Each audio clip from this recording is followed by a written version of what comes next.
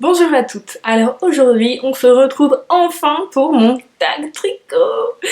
Parce que oui, donc le tag tricot, vous savez ce que c'est maintenant, puisque ça fait quand même un moment que c'est sorti. Donc c'est Paulette qui a... Alors je crois que c'est un système qui existe déjà, mais et Paulette à l'occasion de son pas d'anniversaire, elle a mis en place ça. Voilà, c'est une série de questions qui nous invite à parler de notre pratique du tricot. Et puis après se fait une chaîne où chaque participante doit à son tour nommer 3 autres participantes, etc. Et donc moi j'ai été nommée par Maureen, donc la Pied-Voix Noire, et Anne-Sophie Dudette. Mais je n'ai toujours pas pris le temps de faire mon tag tricot. Donc maintenant, enfin, 1000 ans après tout le monde, je fais mon tag tricot. Donc voilà, alors je sais pas si j'ai choisi la meilleure journée parce que je n'ai pas mis de foulard l'autre jour et on est allé à la mer et j'ai attrapé froid et donc j'ai la voix qui part un peu n'importe comment des fois. J'espère que ça sera pas trop bizarre à écouter. Enfin je pense pas, mais je m'excuse quand même. Voilà, donc pas plus de blabla, je commence à répondre aux questions, hein, parce que j'ai vu que les tags tricot étaient assez longs quand même. Il y a une sacrée liste. Le tricot, pourquoi? Comment as-tu commencé? Alors, j'ai tricoté quand j'étais petite, un petit peu, voilà, mais pas un tricot pour le tricot, c'était vraiment le tricot parmi plein de petites activités manuelles qu'on fait quand on est petit, y compris faire des pompons et puis des poupées en laine. Vous savez, des poupées... j'adorais faire ça. Des poupées, en fait, on prend plein de brins de laine de la même longueur, mettons 20-30 cm, et en fait, on fixe au milieu un autre brin, et après on fait une tête, on entoure, et puis après on fait le corps, et puis les pattes, et puis on rajoute après des bras pareil. Donc, je sais pas si vous voyez ça, et puis des fois on peut faire des tresses. Oui, j'adorais faire ce genre de poupées, j'en faisais de toutes les tailles. Et puis des pompons, et aussi donc tricoter un peu. Alors ma grand-mère et ma mère tricotaient, moi elle tricotait plus tellement quand j'étais petite déjà, c'était fini. C'était... Voilà. Ma mère a tricoté un peu pour mes poupées, ma grand-mère aussi il me semble. Pas de vêtements pour moi par exemple, je pense. Moi j'ai tricoté un peu, voilà, pour faire. Bon. La laine que j'avais, je me souviens que c'était de la laine violette et jaune. Deux laines différentes. Et tant que j'en ai pas fini ça, on n'achetait pas d'autres laines. Moi ça m'enthousiasme pas trop. Le violet jaune là, j'étais pas... Enfin j'ai quand même fait une petite ouverture pour mes poupées je crois. Mais voilà, c'est même pas moi qui montais les mailles, c'était quand même assez restreint comme activité. Même si j'aimais bien, ouais, je crois que j'avais pas... J'ai pas non plus développé ça.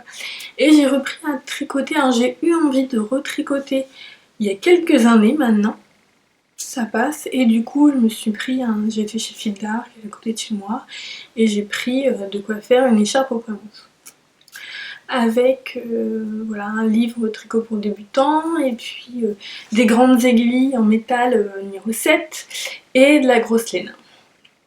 Et j'étais partie pour cette écharpe au point mousse. Donc déjà j'ai découvert que moi je fais ok, je peux faire ça, donc je choisis ma couleur, et là, moi je pensais qu'elle allait me donner une pelote. Je m'étais dit dans le prix, et en fait, on m'avait donné plein de pelotes pour faire ça, et ça m'avait coûté super cher, et j'avais vraiment pas trop de sous à ce moment-là. Et en fait, elle m'avait donné un prix, mais j'en avais pour peut-être 40 euros, enfin peut-être 40 ou 50 euros, je sais plus, enfin c'était cher. Et enfin pour moi, j'étais en plus, j'étais étudiante, enfin étudiante, mais en tout cas de ma vie quand même. Mais c'était pas... Et j'avais pas osé dire, ah bah non, je les prends pas quoi. Et je les avais pris, mais ça m'avait plombé mon budget, enfin... Enfin bref, je m'étais quand même mis à tricoter ça, mais c'était affreux quoi. Déjà, c'était pas très régulier. Et... Enfin, c'était pas affreux, mais enfin, c'était... Disons que ça m'a pas motivée, et j'ai abandonné. Déjà, c'était lourd, ces aiguilles métalliques là, et en plus, l'écharpe au point mousse... Franchement. Alors j'ai vu des tags tricot et vous avez toutes montré une écharpe de 2 mètres de long au point mousse. Et franchement, bravo quoi. Bravo, parce que je crois que... Je sais même pas si maintenant je serais capable de la faire. Peut-être, peut-être. Enfin en plus, je les ai toujours les pelotes parce que finalement je les détricotais. J'ai détricoté ce bout quand j'ai repris après à tricoter repris le tricot un an après, à peu près un an après. Et en fait, j'avais choisi une couleur framboise, alors qui est pas vilaine, hein, mais c'est pas du tout mes couleurs, quoi. C'est des couleurs que je porte pas, enfin dans ma garde-robe, il y a rien. Je sais même pas pourquoi j'avais... Je sais même pas si ça me va bien au teint, cette couleur, enfin... C'est vraiment une couleur que je n'ai pas du tout, mais nulle part, quoi. Ouais, je sais pas pourquoi j'avais pris cette couleur, ça n'a pas de sens, en vrai. Je sais pas ce que je ferais de ces culottes, mais elles sont toujours là. Et donc j'avais laissé tomber, et puis après je m'étais dit oh ça me plaît bien quand même et tout. Puis j'étais retournée chez Fildar et j'avais acheté donc de quoi me faire un pull. Alors je vous montre peut-être pas, enfin si, peut-être je peux le montrer s'il est là. J'ai acheté de quoi faire un pull, donc que j'ai, je sais pas pourquoi, parti sur un pull là en bas, que j'ai fini. Est-ce qu'il est là? Ouais. Alors, j'ai quand même mis peut-être 6 mois à le faire quand même. Hop, donc il est immense. Donc c'est un pull, tout ce qui est basique, hein, il y a quelques augmentations, mais c'est des carrés, il se tricote en 5 je crois. Par contre, et puis une encolure assez classique, alors la couture à coudre bien sûr. Par contre vous voyez qu'en bas il se resserre, voilà, et là c'est hyper serré. En fait en plus elles sont... Bon c'est pas mal. C'est pas non plus... Voilà, ça c'est pas très beau non plus. Mais bon, il n'y a pas de trou. C'est plutôt régulier quand même, je trouve. Voilà, c'est plutôt pas mal. Et je me souviens qu'à chaque rang, je notais sur un papier ce que j'avais fait. Parce que je n'arrivais pas à compter mes rangs. Compter les rangs des rayures, c'était compliqué. Voilà. Enfin...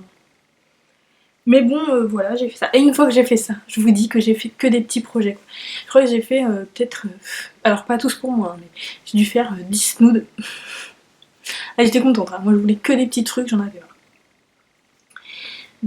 Ça m'a pris du temps, mais bon, je pense pas que ce soit le truc le plus judicieux pour quoi commencer. Je pense que c'est vraiment je pense qu'un snood pour commencer c'est vraiment l'idéal. À plat ou en rond, peu importe, hein, mais c'est pas trop long, c'est pas compliqué, je pense que c'est bien.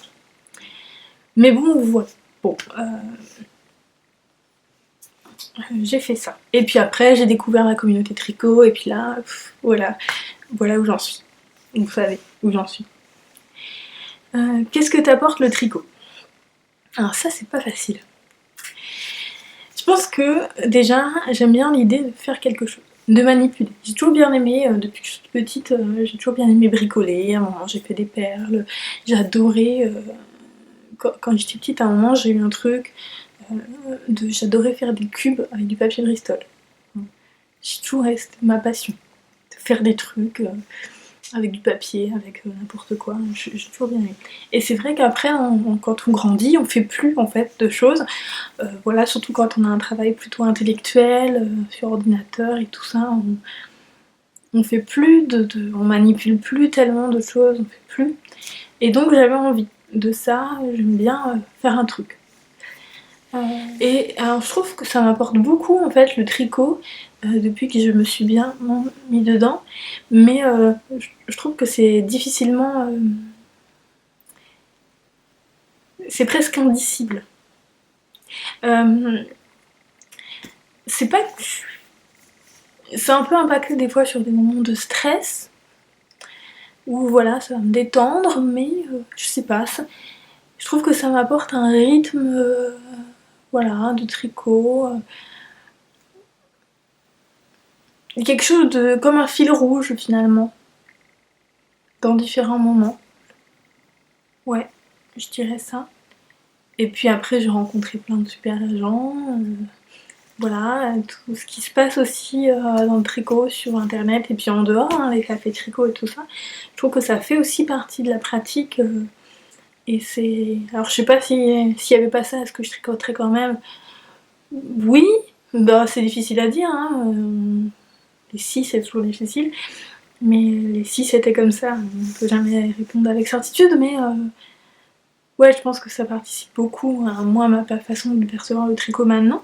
Mais j'aime bien tricoter et rien faire d'autre par contre. Donc moi je trouve que ça m'apporte beaucoup le tricot, je sais pas, c'est aussi comme un rempart. Des fois, voilà, on peut se dire tout, c'est un peu la blague, voilà, je m'en fous, le reste du monde peut s'écrouler, moi j'ai mon tricot, c'est bon quoi. Des fois ça peut être un peu ça. Ton premier ouvrage, bah j'en ai parlé du coup. Alors, une vraie séance de tricot, où, comment, quand et combien de temps, et sinon dans la vraie vie ça se passe comment? Euh, alors, je tricote principalement dans mon canapé. Je tricote dans mon canapé, généralement le soir, devant une série. Mais dans la vraie vie, je tricote un peu n'importe où.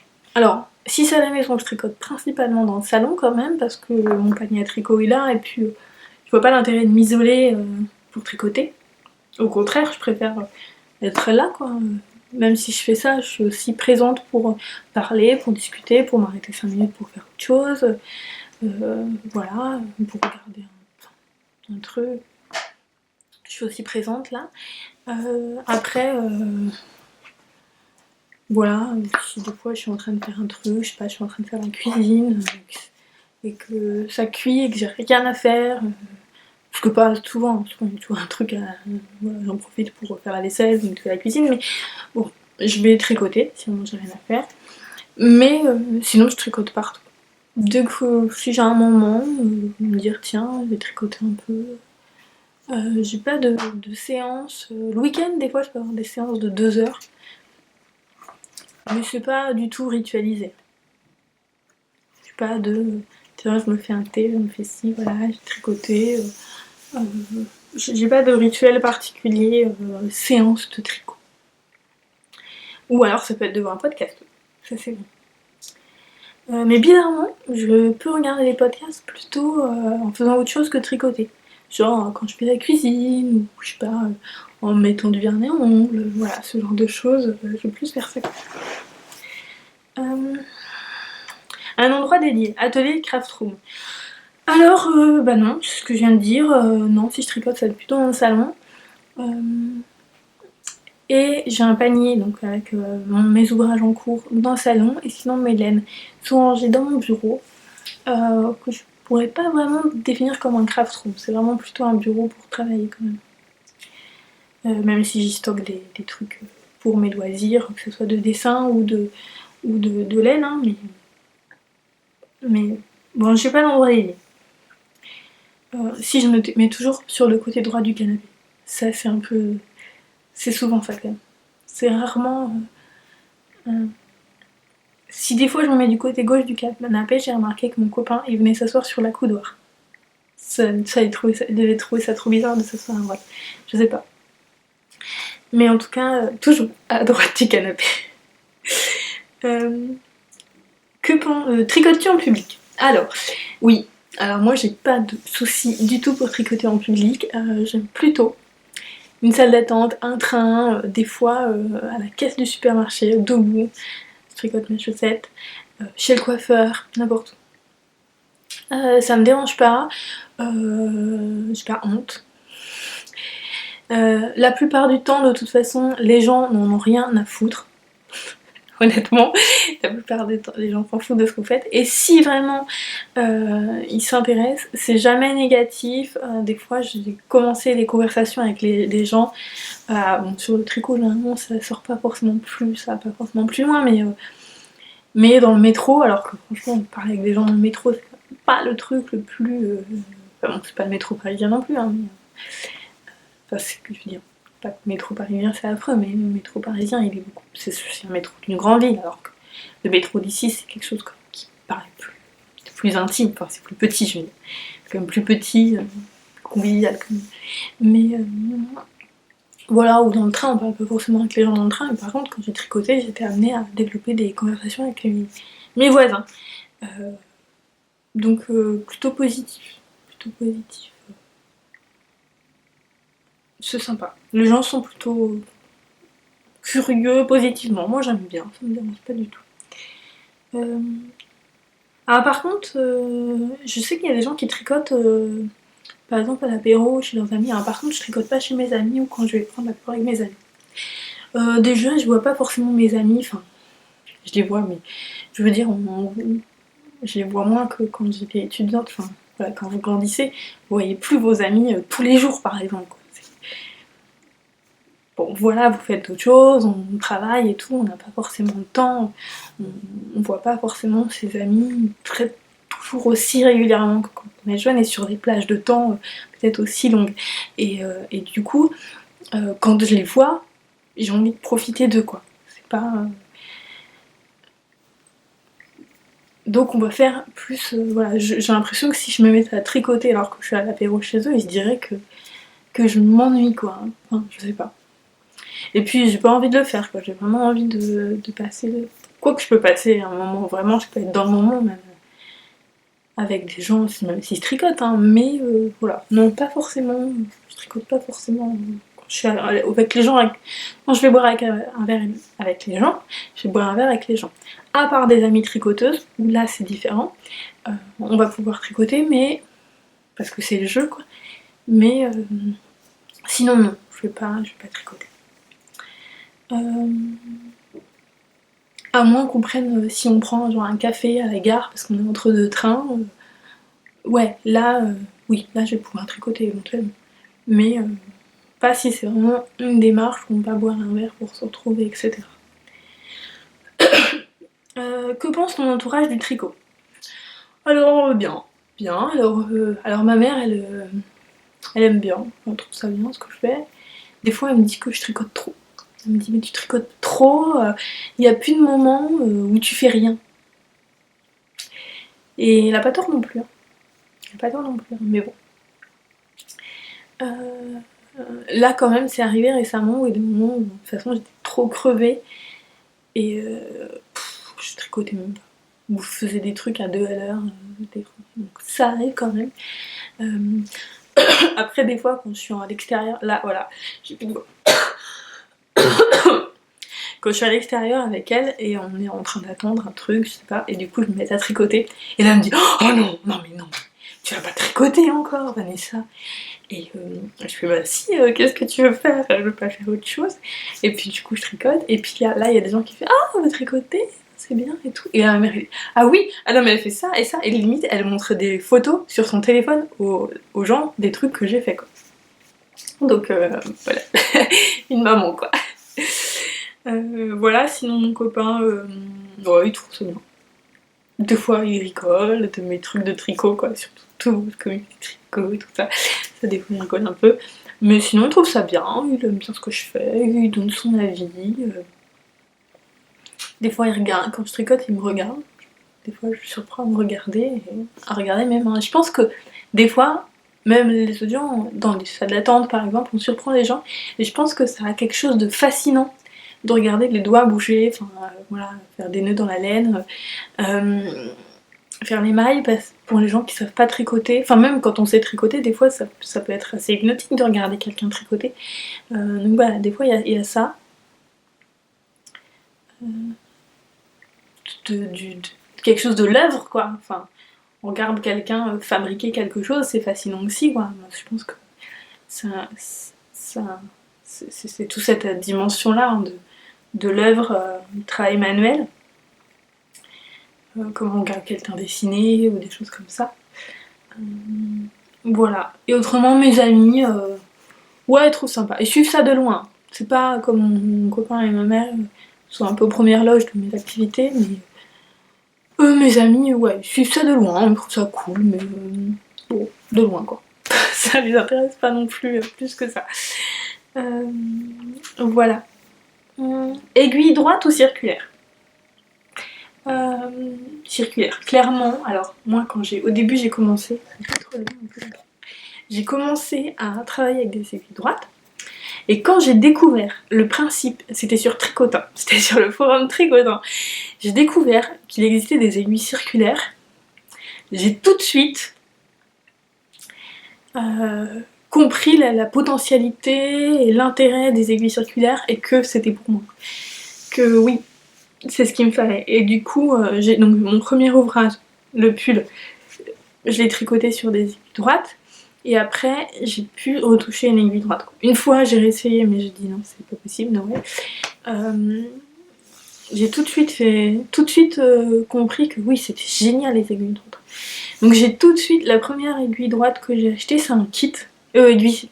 Les premières aiguilles circulaires que j'ai achetées, c'est un kit directement. Donc c'était un kit Symphonie de chez Knit Pro que j'ai acheté sur Amazon. Et je regrette pas. Enfin, même si je l'utilise plus maintenant parce que j'ai eu des aïe à Noël après, mais j'ai su que c'était bien. Après, oui, j'aurais peut-être pu acheter des. Mais non, en fait. En vrai, je vous expliquerai pourquoi.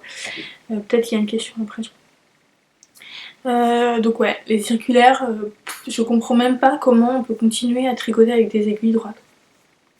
Ça me dépasse quoi. Pour le fait que ça soit sans couture, les coutures, mais même en termes d'ergonomie, c'est quand même beaucoup plus agréable de tricoter avec des aiguilles circulaires que des droites. Alors s'il n'existait pas d'aiguilles circulaires, je pense pas que je tricoterais autant. Clairement. Clairement. Ça, autant pour... est-ce que si je connaissais personne qui tricotait, je tricoterais autant? Peut-être pas. Mais en tout cas, ou peut-être que si quand même. Mais en tout cas, les aiguilles circulaires, ouais, clairement... je sais pas si j'aurais continué, peut-être que j'aurais même pas continué, hein, je sais rien, mais... ça serait en tout cas beaucoup plus épisodique, ma pratique du tricot, que maintenant. Aiguilles circulaires ou 4 aiguilles. Alors j'ai essayé un peu les 4 aiguilles. C'est sympa, après c'est vrai que je suis pas très... je dirais circulaire quand même. Je vais pas les prendre dans un premier temps, quoi. Je vais privilégier quand même toujours les circulaires. Si j'ai pas autre chose, je vais prendre les 4 aiguilles. Ça peut être pratique pour faire des échantillons, par exemple. Ça n'a rien à voir, mais bon. Des petites aiguilles, c'est bien, mais... ouais, je dirais circulaire. Déjà, j'ai du mal à pas faire de démarcation en fait avec les 4 aiguilles. Je trouve que c'est difficile. Je suis pas très douée pour passer d'une aiguille à l'autre. J'ai pas une technique de fou, donc voilà. Magic Loop ou aiguille 23 cm. Alors, eh bien, je dirais aiguille 23 cm, c'est pas mal. Hein. J'ai découvert ça là. J'ai fait les manches de mon Ravello. J'en ai parlé un peu beaucoup sur mon podcast, donc je vais peut-être pas développer énormément, mais ouais. Je trouve ça pas mal. Donc là, j'en ai commandé pour... donc j'ai commandé des chiagous pour faire des chaussettes. Donc je vais essayer les chaussettes avec, parce que c'est vrai que les manches c'est assez large, donc l'aiguille est plus petite que la manche. 23 cm c'est plus petit que le tour du bras, on est d'accord. Et du coup les chaussettes ça risque d'être un peu différent, parce que c'est quand même... comme c'est une aiguille très fine, avec du fingering, on tricote assez serré. Donc je sais pas comment ça va faire. On verra. Mais pourquoi pas. Ouais, c'est sympa les 23 cm. Je savais faire le Magic Loop, hein, mais c'est vrai que 23 cm là, c'est chouette. Hein. C'est sympa. Alors j'en suis au 23 cm. Quelle est ta taille d'aiguille préférée? Alors, je dirais 3,5. Clairement. J'avais... quand j'ai commencé à tricoter, je regardais pas les modèles en dessous de 4,5. Et encore, c'était... ouais, pour moi, c'était impensable de tricoter en dessous de 4,5. C'était n'importe quoi. C'était pas pour moi, en tout cas. Mais ça devait mettre des mois et des mois à faire un ouvrage. Mais finalement, j'ai découvert, donc... je sais pas ce que j'ai fait en premier. Un fingering, je sais pas. Donc j'ai fait, ouais, mon Peabody en 4, déjà. Et après, j'ai découvert la fingering et ouais. Maintenant, je pense que c'est ma taille de laine et ma taille d'aiguille préférée. Hein. Je préfère... Là, j'ai repris des grosses aiguilles pour faire un truc. Je vous montrerai. Mais j'aime moins... Je trouve que c'est moins agréable en termes de gestes, alors que les 3,50 maintenant, je vais vite et tout ça. Maintenant, les grosses aiguilles, je suis plus lente, quoi. Alors effectivement, ça monte plus vite, donc voilà. Mais... Je trouve ça beaucoup plus agréable de tricoter avec des 3,5 que... Je dirais 3,5, 3,5, 4, hein, mais quand même pareil. Hein. Quelle est ta marque d'aiguille préférée? Alors, bon, j'ai pas testé toutes les marques d'aiguilles non plus. Je dirais que moi j'aime bien les Aya, je trouve sympa. J'ai testé récemment les Chagou. J'aime bien, c'est sympa. J'ai bien aimé le câble. Alors, au début, je trouvais l'aspect du métal un peu, j'aimais pas trop. Le bruit, la sensation, tout ça. Mais au final, je me suis habituée. J'aime bien. Le câble est super aussi. Après, j'ai testé que les fixes, pas les interchangeables. Donc, à voir. Après, j'aime bien les Knit Pro aussi, hein, même si là, j'utilise moins parce que mon kit de Knit Pro, il va du 3,5 au 8 et les 3,5 sont cassés déjà. Et c'est vrai que pour les petites aiguilles, je préfère le métal, mais sinon, je prends plaisir à les utiliser. Là, récemment, j'ai utilisé les cubiques, là. J'aimais bien. Travailler avec des aiguilles en bois aussi, c'était agréable. Mes Knit Pro aussi, elles sont agréables aussi. De toute façon, ce sont des bonnes marques d'aiguilles quand même. Hein. Ce sont des aiguilles de qualité, donc il n'y a pas de raison. Voilà, c'est tout ce que j'ai utilisé. Donc, ouais, je dirais, on va dire les Aya pour dire quelque chose. Quelle est ta matière préférée? Le mérino. Je dirais le mérino, c'est ce que je tricote le plus. Après, j'aime bien, voilà.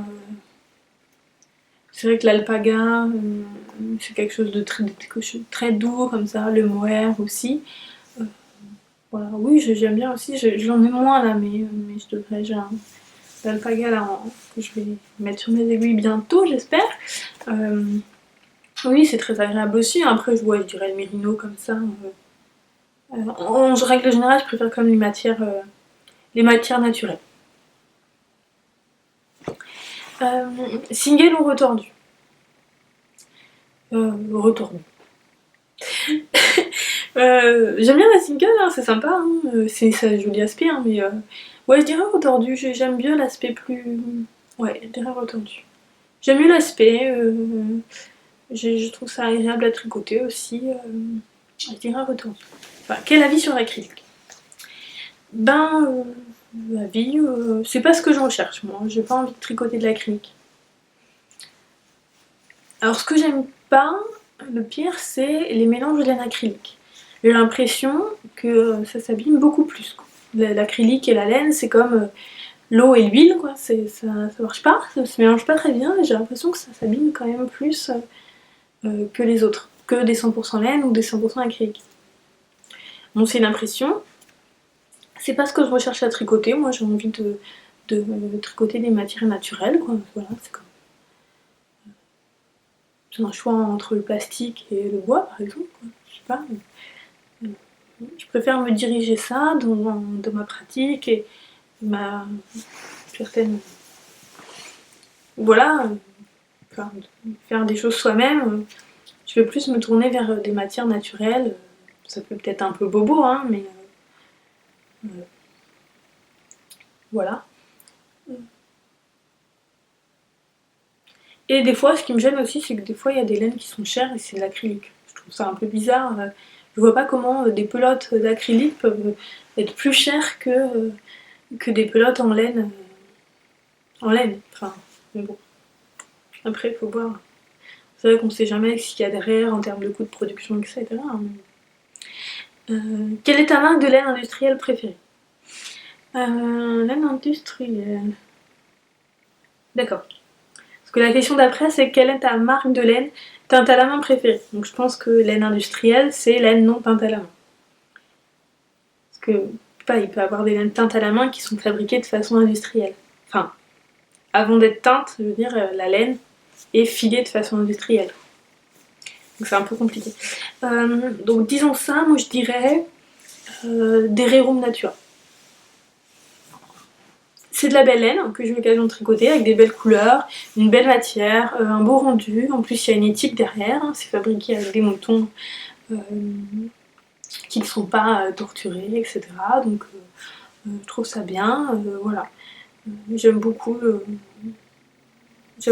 voilà, cette laine. j'ai tricoté plusieurs ouvrages avec, et j'en tricoterai, et il y a des nouvelles couleurs là, qui sont sorties, qui sont très très jolies, là, des bleus magnifiques, donc je pense que ça me donne envie. On verra, on verra, on verra. Pour le moment j'ai de quoi tricoter, donc je ne suis pas jetée dessus, mais ouais, il y a des petites choses qui me disent. Quelle est ta marque de laine teinte à la main préférée? Alors, celle que j'ai le plus tricotée, c'est la Féfil. Très jolie couleur, laine très agréable, joli rendu. Donc j'ai 2 pulls, ouais. Il y a un autre truc, non? J'ai fait un châle pour ma mère aussi. Ouais, je crois que c'est déjà pas mal. C'est déjà pas mal. Je l'aime beaucoup. J'ai eu l'occasion aussi de découvrir, après je connais pas toutes les laines teinte à la main, donc j'ai découvert la laine d'Imogène là il y a pas longtemps, j'ai beaucoup aimé. Donc après il y a d'autres... Là les laines de Lilou là, elles sont super belles, Lilou Yarn, donc j'ai hâte de les mettre sur mes aiguilles, j'ai toujours pas eu le temps mais ça va venir. Elles sont magnifiques aussi, les couleurs magnifiques, ça fait longtemps que j'avais envie de tester ces laines. Voilà, après il y a plein de choses, très jolies. C'est difficile de choisir entre toutes les laines teintes à la main, elles ont vraiment un style différent et elles ont chacune un style différent et puis des très jolies choses, donc voilà. Quels sont tes revendeurs préférés en ligne et boutique physique? Alors en ligne, et ben je crois que j'ai jamais acheté. Alors les tricots, j'ai acheté plusieurs fois, mais jamais de laine en fait. J'ai acheté des accessoires tricot, mais j'ai jamais acheté de laine. Et j'ai jamais... Quand j'ai acheté de la laine sur internet, c'était pas des revendeurs, c'était... bon, j'ai acheté de la laine échappée laine sur le site de l'échappée laine, de la Derirum Natura sur le site de Derirum Natura, des laines teintes à la main sur le site des teinturières respectives. Donc j'ai jamais acheté de laine chez un revendeur. En ligne en tout cas. Vraiment. En boutique physique, bon, je reconnais pas des masses non plus. Bon, il y a les boutiques parisiennes, Lille Wezel, j'avais été là bien aimée, c'était très sympa. Voilà, quand je retourne à Paris, j'aimerais bien essayer d'autres boutiques physiques, genre les petits pois parisiens ou d'autres, etc. J'avais été aussi au fil de Pompidou, j'avais passé vraiment un super moment avec Nolwenn, mais après c'est vrai que j'ai été qu'une fois, parce que c'est pas tout près d'ici. Enfin, c'est vrai que les filles du Nord, elles disent qu'elles font quand même de la route pour aller dans leur boutique, mais c'est vrai que moi je dis c'est pas tout près d'ici, c'est à 1 heure de route, mais c'est vrai que ça me paraît loin. Enfin voilà, je veux pas aller tous les 4 matins à une boutique de laine juste comme ça en passant. À moins que vraiment j'ai besoin d'un gros truc. Si j'ai besoin d'une grosse commande chez Drops, c'est vrai que je me dis je vais peut-être plus aller à Van que la commander sur internet. Ou Oldgard, enfin ce qu'elle vend quoi. Mais c'est vrai que comme ça, 2 heures de route ça me paraît long. Enfin, quoique bizarrement, on le fait assez facilement pour aller à Saint-Malo. Mais c'est vrai que d'aller au sud, on y va. Ouais, c'est des habitudes remarquées. Si on allait à la mer, Sud-Bretagne, ça reviendrait quasiment. Ce serait pas tellement plus loin que si on va à la mer Nord-Bretagne, hein, mais... Et donc effectivement, c'est aussi loin que d'aller dans la boutique de laine. Mais bon, je m'égare là. C'est vrai que... Non mais ça me choque pas de faire 1 heure de route pour aller à Saint-Malo. Je me dis ok, pas de soucis. Même si c'est pour aller faire les magasins de Saint-Malo. Mais par contre, aller à Vannes, ça me paraît... Je me viens de me rendre compte de ça. Alors que c'est à peu près pareil. Enfin, faut que je vérifie, mais à mon avis, à un quart d'heure près, c'est pareil. Mais bon. Donc voilà, c'est tout ce que je connais à peu près en boutique. Hein. Il n'y en a pas... Enfin si, il y en a ici, des boutiques, il y a des merceries laine. Mais c'est pas des... Il y a la droguerie hein, qui est sympa aussi, mais pareil, c'est pas C'est pas des boutiques très très conviviales quoi. Des boutiques où on vient, on achète un truc et on s'en va. C'est pas... Même la droguerie, hein, moi j'aime bien hein, ce qu'ils font, c'est super joli, mais... c'est pas... Puis il y a un truc qui m'agace à la droguerie. Je sais pas si c'est dans toutes les drogueries pareilles, mais en tout cas celle d'ici c'est ça. C'est que vous n'avez pas de ticket de caisse détaillé. Vous avez un ticket de caisse en carton là, avec le prix total, mais c'est impossible d'avoir une facture détaillée, un ticket de caisse, mais moi, pour moi, en plus, ça doit être une... Il me semble que légalement, c'est une obligation d'avoir un ticket de caisse, de fournir un ticket de caisse. Quoi. Alors après, si on leur demande... Moi, que j'essaie de demander la prochaine fois, parce que ça m'énerve. Ça m'agace. En plus, je fais pas forcément mes comptes, donc je garde pas particulièrement mes tickets de caisse, mais le fait qu'on me donne pas la possibilité d'en avoir un, surtout que c'est des achats, j'aimerais bien savoir, quoi. J'ai envie de savoir si j'ai eu tant de perles et tant de laine, et je sais pas, d'avoir un prix qui est du coup souvent beaucoup plus élevé que ce qu'on se l'imaginait quand on va à la droguerie. C'est pas donné quand même. Donc ça m'agace. Mais donc j'aimerais bien, enfin après, j'aimerais bien leur demander, mais bon, j'ai pas envie de jouer les clientes, les chieuses de comptoir non plus. Donc ça, ouais, par contre, c'est un frein. Je comprends pas pourquoi ils font ça. C'est bizarre comme principe. Voilà, bon, on passe. Je m'égare. Quelle laine as-tu envie de découvrir? Alors, j'avais envie de découvrir les laines de mon Chip Shop, mais ça ne saurait tarder. J'ai fait un petit craquage là à la dernière vente, donc j'espère que je pourrai vous montrer ça au prochain podcast. Bon, j'étais raisonnable, hein, mais du coup je vais pouvoir tester. Il y avait aussi, alors c'est comment? Color of the Moon, qui fait des jolies laines. J'avais envie d'essayer ça. Donc je pense qu'un jour j'essaierai, mais c'est vrai que je voulais un peu vider mon stash avant de faire ça. Quelle est la taille de ton stash? Alors là, je vais vous enregistrer une petite vidéo pour vous montrer ça, ça sera beaucoup plus clair. Alors, je vous retrouve en caméra à l'épaule pour vous montrer l'étendue donc de mon stash. Tadam. Alors c'est impressionnant, mais je vous montre en détail. Donc là, c'est le meilleur. Ça va être ma boîte des chevaux de fingering teinte à la main. C'est beaucoup, je trouve. J'aimerais bien, voilà. Donc j'ai décidé de plus en acheter tant que j'ai pas diminué ça. Donc il y a des choses que je vous ai montrées. Hein, ça, je vous ai montré. Ça, je vous ai pas montré. Je vous montrerai ça bientôt. Voilà. La plupart, à part un ou deux, je veux dire, n'ont pas de projet, mais sinon tous ont un projet associé et prévu. Donc voilà, pas de souci. Dans une très jolie boîte que m'a offert ma maman. Ensuite, il y a une autre boîte où dedans, alors qui est grosse, mais donc il y a des pelotes de coton lin, je crois, en bambou. Rien à voir, que j'avais acheté 50 centimes en Turquie pour faire du crochet. Bon, je pense que c'est pas très bien crocheté, mais bon, c'est pas grave. Donc il y a ça. Voilà, des restes de pelote fil d'art. Et en dessous, il y a ce qui prend beaucoup de place, c'est qu'en fait, il y a juste de quoi faire un pull en fil d'art, mais je vous montrerai ça plus tard. Mais comme il y a 10 ou 12 pelotes, c'est vrai que ça prend beaucoup de place. Voilà, j'aimerais bien faire cet hiver, donc je vous montrerai ça. Sinon, alors ça, c'est quelques écheveaux, c'est mon stash à vendre. Donc voilà, alors ça, première boîte, c'est des restes, donc pas très intéressant. Ça, c'est ma boîte à chaussettes. Du coup, donc j'ai 1, 2, 3 écheveaux de laine teinte à la main pour faire de laine à chaussettes. Et en fait, ça, c'est tout des laines. Alors j'ai acheté un tas j'ai fait une commande unique en fait. J'ai fait un tas de pelotes de langue jawol pour faire des pointes, les talons contrastants des chaussettes. Donc voilà, j'ai un petit tas. Une pelote de Fabel aussi. Et ça, en fait, ça c'est plus de la laine pour faire la layette. J'ai pas eu le temps de faire, mais ça servira à un moment ou à un autre. Donc voilà. Je trouve que c'est quand même... cette boîte est assez raisonnable. Une boîte classique.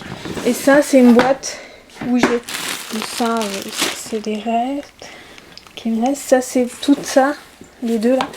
Hop. C'est pour faire un pull en drops. que j'ai pas eu le temps de faire. Ça c'est pour faire un petit chat que j'ai pas eu le temps de faire non plus. Enfin que j'ai fait mais c'était trop large donc j'ai détricoté. Ça devrait aussi être avec les pelotes de coton à crocheter. Il me reste une pelote de mon Peabody. Et ça c'est 3 écheveaux qu'il faudra que j'ai un projet pour, mais pareil, j'ai pas, que je vous en parle à l'occasion et surtout quand j'aurai le temps de m'y mettre vraiment. Donc voilà. Je trouve qu'à part cette boîte que je trouve trop chargée en laine faite à la main, j'aimerais bien diminuer un peu. Le reste, c'est vrai que ça prend de la place, c'est un peu embêtant, mais ça reste... ça va je trouve. Voilà. Donc on se retrouve tout de suite. Donc voilà, on revient maintenant. Oh, bonjour. Comment as-tu choisi ta laine? Comment choisis-tu ta laine? Principalement dans l'idée d'un projet. Alors pas forcément défini, mais plus en tiens, je verrais bien un pull là-dedans. Tiens, je verrais bien un châle là-dedans. Voilà. Un bonnet. Un truc comme ça. J'ai eu quelques fois des achats compulsifs, mais pas tant que ça. Et c'est vrai que je regrette parce que trouver un truc qui va avec, finalement... Alors, je me dis pas, tiens, je vais faire tel modèle avec telle laine, mais je me fais une petite projection quand même, quand j'achète de la laine. Tiens, je verrais bien... je sais pas quand j'avais acheté...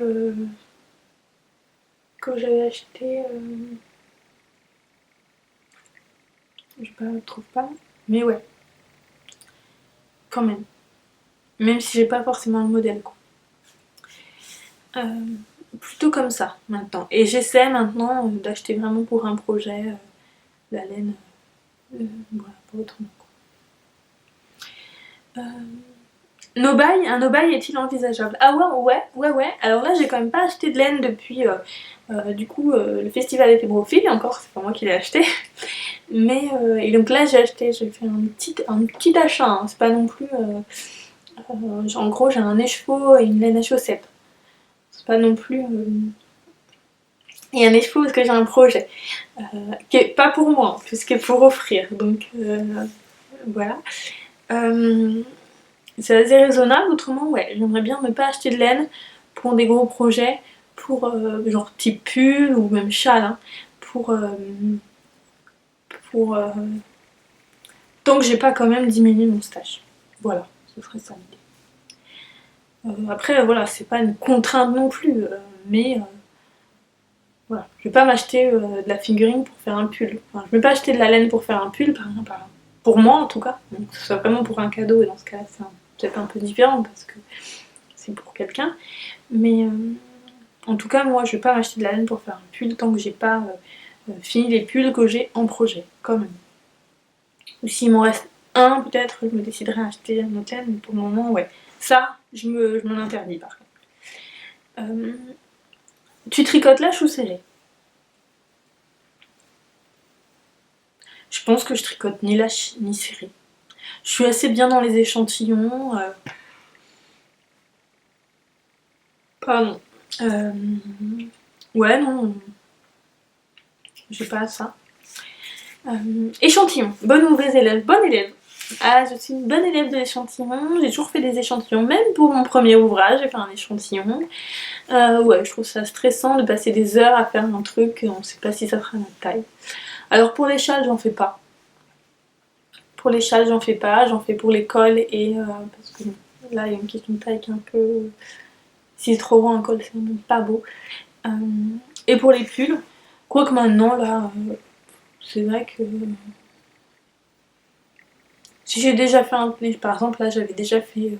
pour mon Ravello, c'était en lafet fil. C'était en fingering et j'avais déjà fait le herbario mais en lafet fil en fingering, donc j'ai pas refait d'échantillon pour le Ravello parce que bon, j'avais déjà fait un échantillon dans la même laine, c'est bon. Mais sinon ouais, je fais un échantillon. Pour ou contre le blocage?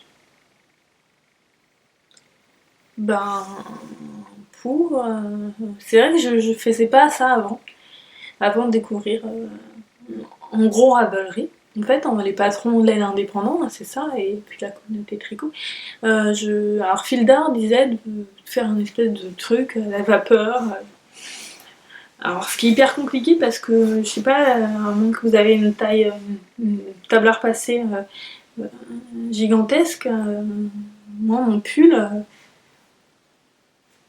enfin il passe pas forcément, il est trop grand pour la largeur de la table à repasser. Personnellement, je trouvais ça un peu compliqué. Mais le dos par exemple, c'est plus long, plus large que la largeur de ma table à repasser en dos de vêtements. À moins qu'il soit vraiment très petit, peut-être un pull fin, mais genre un gilet, non c'est trop grand. Moi ça me complique un peu la vie. Je trouve ça un peu compliqué comme mise en œuvre, donc maintenant je lave et alors j'étale. J'ai eu qu'une fois vraiment une dentelle à bloquer. C'était un châle pour ma mère. C'est vrai que c'était hyper chiant. Je crois que j'ai mis 1 heure à l'installer quoi. En plus j'ai dit, parce que mon copain avait fait à manger, j'ai dit oui j'étale mon châle et j'arrive. C'était prêt. Hein. Et je me suis pas rendu compte que j'ai dû passer peut-être au moins 3 quarts d'heure à faire ça. J'étais pas très contente, je me souviens. Ouais, je me suis pas rendu compte que j'ai passé autant de temps. Après, effectivement, c'était indispensable parce que ça a révélé la bordure en dentelle. Mais c'était chiant, puis il avait une forme bizarre en plus. Je sais que j'en aurais d'autres à faire.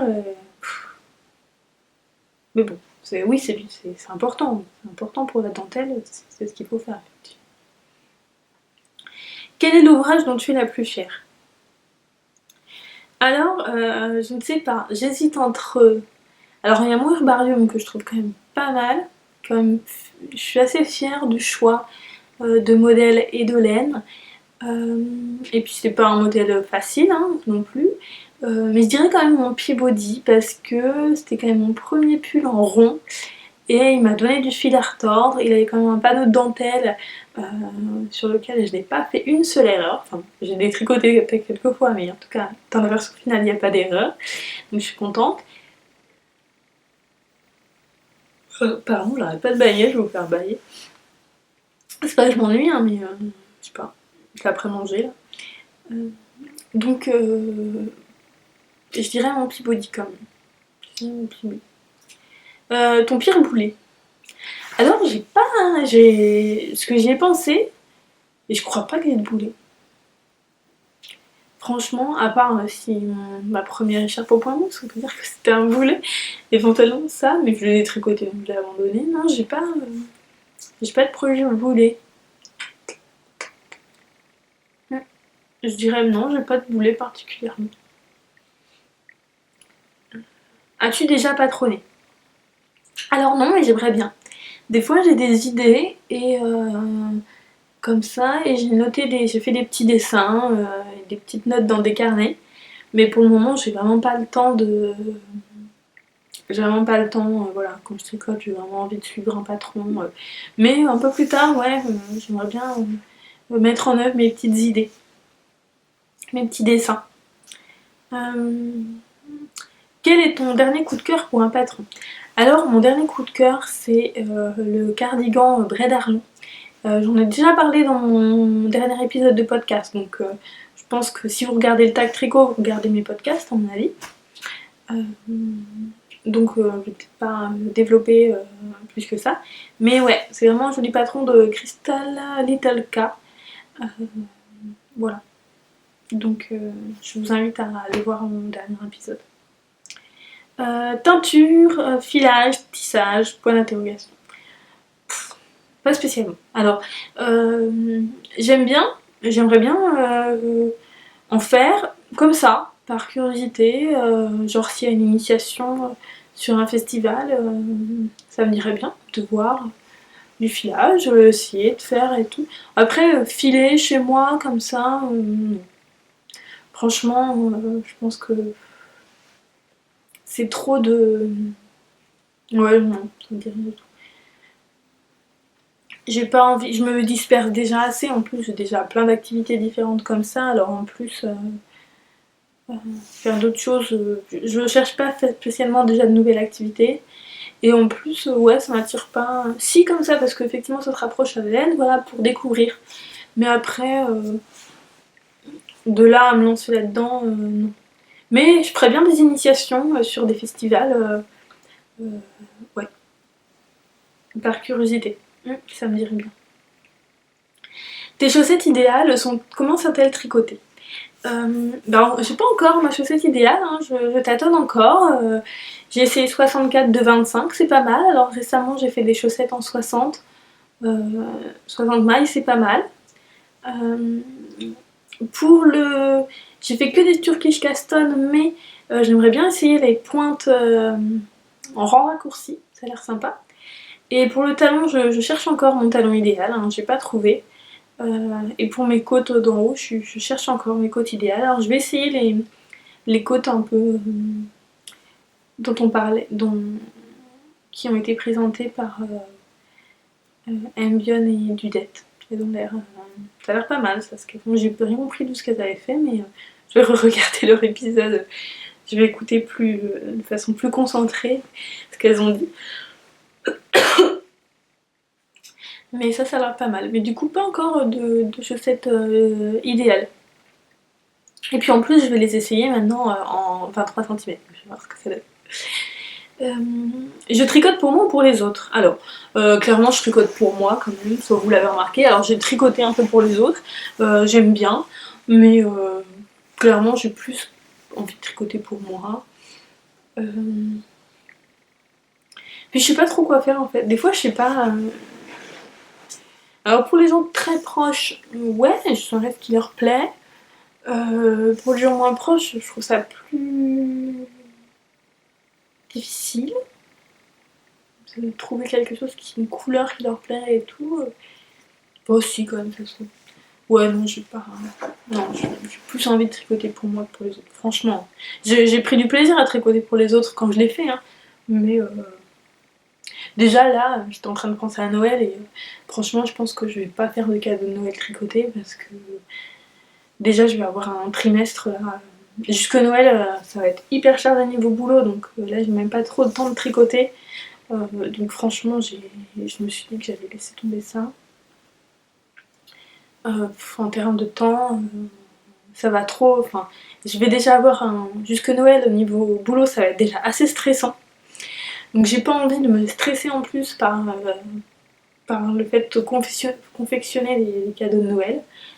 De trouver les idées, trouver le modèle, trouver la laine, etc. et puis les faire. Je vais pas faire ça cette année.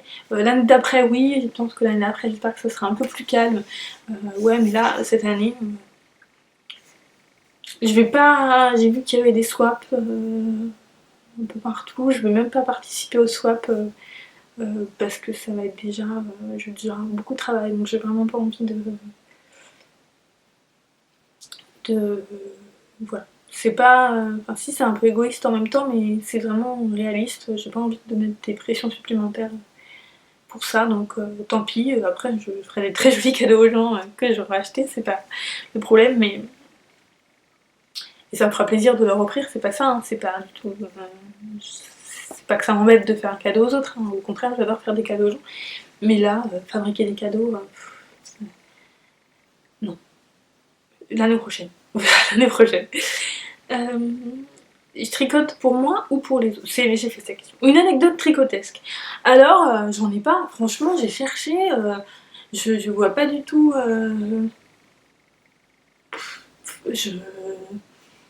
Il m'est rien arrivé de rocambolesque en tricot. Ouais. Ah si, une fois je prenais l'avion pour aller à un colloque en Turquie. Et donc dans l'avion, j'ai tricoté et tout ça. Et puis en fait, après, quand je suis arrivée sur le colloque, il y a quelqu'un qui m'a dit: «Ah, mais c'est fou qui tricotait dans l'avion! Ah, j'ai trouvé ça exceptionnel et tout.» Et c'est vrai que je me suis pas dit que, en fait, il y avait plein de collègues à moi, enfin, potentiels gens qui venaient au même colloque que moi durant ce trajet, ce qui était assez logique, hein, j'aurais pu y penser, mais. Donc c'est vrai que bon, c'était positif, ça m'a fait rire, mais c'était assez sympa au final. Mais c'est vrai que j'ai pas pensé qu'on est. J'ai pas pensé. Bon, c'est pas une anecdote exceptionnelle, mais j'ai pas vu autrement. Quelles sont tes autres activités créatives? Donc l'aquarelle, un petit peu de dessin et d'aquarelle. Ouais, je dirais ça. Autrement, après, j'aime bien tout ce qui est déco, ça m'intéresse. Mais j'ai pas, j'ai pas d'activité particulière. Ouais, en ce moment, c'est tout ce que je fais, hein. Si, un peu de crochet, mais bon, on va mettre ça avec le tricot. Ouais, je sais pas. Ouais, du dessin, c'est déjà pas mal. C'est déjà pas mal. Euh, voilà. Donc, je pense que c'est terminé. Ça a l'air long. Ça a l'air de faire presque 1 heure. Euh, donc voilà. Donc je vous dis merci d'avoir écouté. J'espère que ça vous a plu. Euh, que je n'ai pas trop toussé. Et je me suis empêchée, hein. Des fois là, ça me picote, hein. Là j'ai envie. Je vais essayer d'attendre la fin. Donc je vous dis à très bientôt pour un nouvel épisode. Je vais essayer d'en faire un genre 7-8 octobre. C'est précis. Je pense que je pourrais en faire un là ce week-end là. Parce que les week-ends d'avant, là j'ai rien à vous montrer. Et puis le week-end d'après, peut-être. Ah si, j'ai un truc à vous montrer. Mais c'est une surprise, vous pouvez garder la surprise.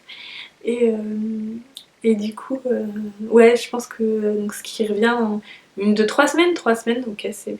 Ouais, ça sera un petit peu plus long que prévu, peut-être que les 1 mois annoncés, mais on est de mariage en fait le week-end dans 1 mois, donc je pense que je serai crevée pour vous faire un podcast. Voilà. Donc je vous dis, fais des bisous parce que j'ai envie de tousser, et donc à bientôt.